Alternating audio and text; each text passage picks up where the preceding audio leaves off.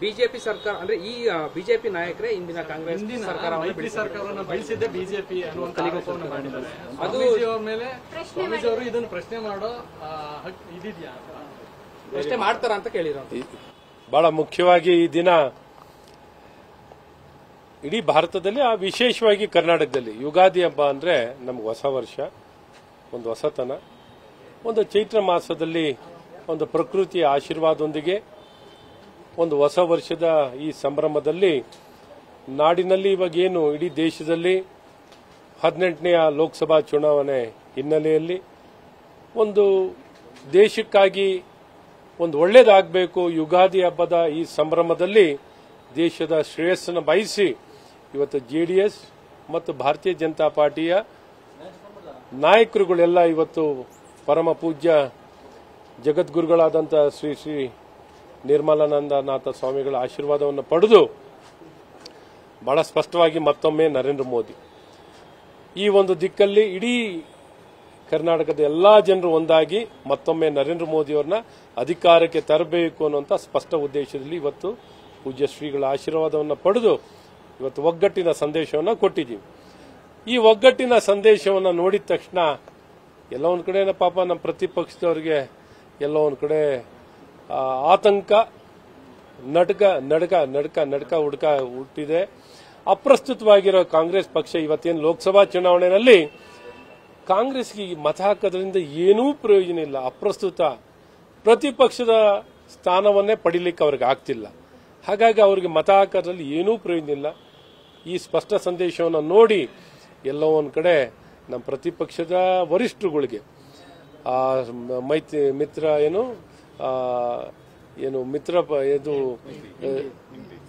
ಇದು ಏನು ಕಾಂಗ್ರೆಸ್ ಜೆಡಿಎಸ್ ಏನು ಮೈತ್ರಿ ಸರ್ಕಾರ, ಆ ಸರ್ಕಾರವನ್ನು ಯಾರು ಬೀಳಿಸಿದ್ರು ಅಂತ ಈಗಾಗಲೇ ಕುಮಾರಣ್ಣನವರು ಈ ಮುಂಚೆನೇ ಹೇಳಿದ್ದಾರೆ. ಕಾಂಗ್ರೆಸ್ನ ವರಿಷ್ಠರು ಜೊತೆಗಿದ್ದೇ ಕುತ್ತಿಗೆ ಕುಯ್ದರು ಅನ್ನುವಂಥದ್ದನ್ನ ಬಹಳ ಸ್ಪಷ್ಟವಾಗಿ ಈಗಾಗಲೇ ಸಂದೇಶನ ಈ ಮುಂಚೆ ಈಗೇನು ಕೊಟ್ಟಿದ್ದಲ್ಲ, ಅವರೇನು ಅಧಿಕಾರ ಕಳ್ಕೊಂಡಂತ ಸಂದರ್ಭದಲ್ಲೇ ಹೇಳಿದ್ರು. ಇದಕ್ಕೆ ಕಾರಣಕರ್ತರು ಯಾರು ಅಂತನೂ ಅವತ್ತು ಆ ಸಂದರ್ಭದಲ್ಲಿ ಉತ್ತರ ಕೊಟ್ಟಿದ್ದಾರೆ.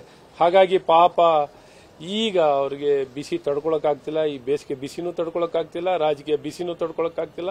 ಸೋಲಿನ ಆತಂಕ, ಸೋಲ್ತಾ ಇದೀವಿ ಅಂತ ಬಹಳ ಸ್ಪಷ್ಟವಾಗಿ ಗೊತ್ತಾಗಿದ ತಕ್ಷಣ ಕಾಂಗ್ರೆಸ್ ಅವರು ಏನೇನೋ ಹೇಳಿಕೆ ಕೊಡ್ತಾ ಇದ್ದಾರೆ. ಪಾಪ ಇದಕ್ಕೆಲ್ಲ ನಾವೇನು ಇನ್ನೂ ಹೆಚ್ಚು ಉತ್ತರ ಕೊಡಬೇಕಿಲ್ಲ. ಈಗಾಗಲೇ ಕುಮಾರಸ್ವಾಮಿ ಅವರು ಮುಂಚೆನೇ ಹೇಳಿದ್ದಾರೆ, ಇವತ್ತೇನು ಜೆಡಿಎಸ್ ಕಾಂಗ್ರೆಸ್ ಪಕ್ಷ ಅಧಿಕಾರ ಏನು ಮೈತ್ರಿ ಪಕ್ಷಗಳು ಅಧಿಕಾರ ಸರ್ಕಾರ ಬೀಳಲಿಕ್ಕೆ ಯಾರು ಕಾರಣಕರ್ತರು ಅಂತ ಈಗಾಗಲೇ ಹೇಳಿದ್ದಾರೆ.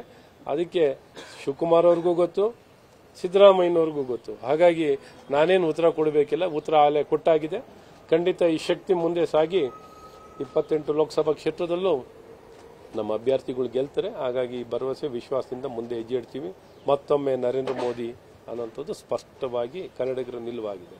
ಡಿ.ಕೆ. ಶಿವಕುಮಾರ್ ಅವರು 4 ಕ್ಷೇತ್ರಗಳು ಸೋಲುತ್ತೆ ಅಂತ ಹೇಳಿದ್ದಾರೆ. ಅದರಲ್ಲೂ ಕೂಡ ನಿಮ್ಮ ಉಸ್ತುವಾರಿ ಇರುವಂತಹ ಬೆಂಗಳೂರು ಗ್ರಾಮಾಂತರ ಕೂಡ ಸೋಲುತ್ತೆ ಅಂತ ಹೇಳ್ತಾ ಇದ್ದಾರೆ. ಈಗ ಪಾಪ ಬಹಳ ಕೃಷಿ ಮಾಡಿಕೊಂಡು ಕೂತಿದ್ರು, ಏನು ಕೆಲಸ ಮಾಡಿದೆ, ಏನಾರು ಕೆಲಸ ಮಾಡಿದಾರ ಓಲಿ? ಈಗ ಸುರೇಶ್ ಅವರು ರಿಪೋರ್ಟ್ ಕಾರ್ಡ್ ಕೊಡಬೇಕು, ಏನ್ ಕೆಲಸ ಮಾಡಿದ್ದೀನಿ ಅಂತ ಹೇಳ್ಬೇಕಲ್ವಾ? ಆ ಭಾಗದಲ್ಲಿ ಏನೂ ಕೆಲಸವನ್ನ ಮಾಡದೆ ಕೇವಲ ಭಯದ ವಾತಾವರಣ ನಿರ್ಮಾಣ ಮಾಡಿಕೊಂಡು ನಾವು ಕೂತ್ಕೊಂಡ್ರೆ ಆಗಲ್ಲ. ಪ್ರೀತಿ ವಾತಾವರಣ ಬೇಕು. ಈ ಪ್ರೀತಿಯನ್ನ ಅರ್ಹ ವ್ಯಕ್ತಿ ಬೇಕು. ಬೆಂಗಳೂರು ಗ್ರಾಮಾಂತರ ಅಂದ್ರೆ ಇಡೀ ದೇಶದಲ್ಲೇ ಒಂದು ಭರವಸೆದಾಯಕ, ಬೆಂಗಳೂರು ಅಂದ್ರೆ ಒಂದು ಭರವಸೆದಾಯಕವಾಗಿರೋದು, ಒಂದು ಪ್ರಗತಿ ಪರವಾಗಿರುವಂತ ನಗರ. ಹಾಗಾಗಿ ಇಲ್ಲಿ ಬಹಳಷ್ಟು ಕನಸು ಹೊತ್ತಿರುವಂತ ಒಂದು ಸಾಮಾನ್ಯ ಮನುಷ್ಯ ಬಹಳಷ್ಟು ಕನಸನ್ನು ಹೊತ್ತಿದ್ದಾನೆ. ಈ ಕನಸುಗಳು, ಅವನ ಅಭಿಲಾಷೆಗಳು, ಆಕಾಂಕ್ಷೆಗಳು ಈಡೇರಬೇಕು ಅಂದ್ರೆ ಇವತ್ತು ಏಕೈಕ ಅಭ್ಯರ್ಥಿ ಕಾಂಗ್ರೆಸ್ಸಿಂದ ಗೆದ್ದರು. ಇಲ್ಲೂ ಸಹ ಇವತ್ತು ಡಾಕ್ಟರ್ ಮಂಜುನಾಥ್ ಗೆಲ್ಲುವಂಥದ್ದು ಗೋಡೆ ಮೇಲೆ ಬಹಳ ಸ್ಪಷ್ಟವಾಗಿ ಬರೆದಿರುವಂಥದ್ದು. ಗೆಲುವು ಡಾಕ್ಟರ್ ಮಂಜುನಾಥ್. ನೋಡಿ ಬೇಕಾದ್ರೆ ಗೆಲುವ 100ಕ್ಕೆ 100. ಶಿವಕುಮಾರ್ ಅವರು ಶತಗತ ಆಗಿರ್ಲಿ, ಇನ್ನೊಬ್ಬರಾಗಿರ್ಲಿ, ಸುರೇಶ್ ಆಗಲಿ, ಎಲ್ಲರೂ ಇವತ್ತು ಜನಕ್ಕೆ ಬೇಡವಾಗಿದ್ದಾರೆ. ಖಂಡಿತ ಇವತ್ತು ಮೋದಿಯವರು ಬೇಕು. ಮೋದಿಯವರ ಟೀಮ್ನಲ್ಲಿ ಡಾಕ್ಟರ್ ಮಂಜುನಾಥ್ ಇರಬೇಕು ಅಂತ ಬೆಂಗಳೂರು ಗ್ರಾಮಾಂತರದಲ್ಲಿ ಜನ ಬಹಳ ಸ್ಪಷ್ಟವಾಗಿ ನಿರ್ಧಾರ ಮಾಡಿದ್ದಾರೆ. ಆ ನಿರ್ಧಾರ ಪ್ರಕಾರವಾಗಿ ಗ್ರಾಮಾಂತರದಲ್ಲಿ ಗೆಲುವು ನಮ್ಮದೇ. ಬೇಕಾದ್ರೆ ನೋಡಿ ಜೂನ್ 4ನೇ ತಾರೀಕು ಏನು ಫಲಿತಾಂಶ ಇರುತ್ತೆ ಅಂತ ಇವತ್ತು ಹೇಳ್ತೀನಿ.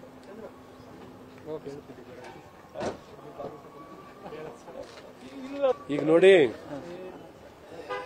ಔತಣಕೂಟ ಒಂದು ಹಬ್ಬದ ರಾಜಕಾರಣದಲ್ಲಿ ಒಂದು ಮಿತ್ರ ಪಕ್ಷಗಳು ಇವತ್ತು ಗುರುಗಳ ಆಶೀರ್ವಾದವನ್ನು ಪಡೆದು ಏನು ಯುಗಾದಿ ಹಬ್ಬದ ಸಂಭ್ರಮದಲ್ಲಿ ಔತಣಕೂಟವನ್ನು ಕರೆದಿದ್ದರು. ಅದಕ್ಕೆ ಇವತ್ತು ಯಾವುದೋ ಒಂದು ಪ್ರತಿಪಕ್ಷದ ಕಾಂಗ್ರೆಸ್ನವರು ಅದಕ್ಕೊಂದು ದೊಡ್ಡ ರೀತಿಯಾದಂಥ ಅಪಪ್ರಚಾರವನ್ನು ಮಾಡಕ್ಕೆ ಪ್ರಯತ್ನ ಮಾಡಿದ್ದಾರೆ.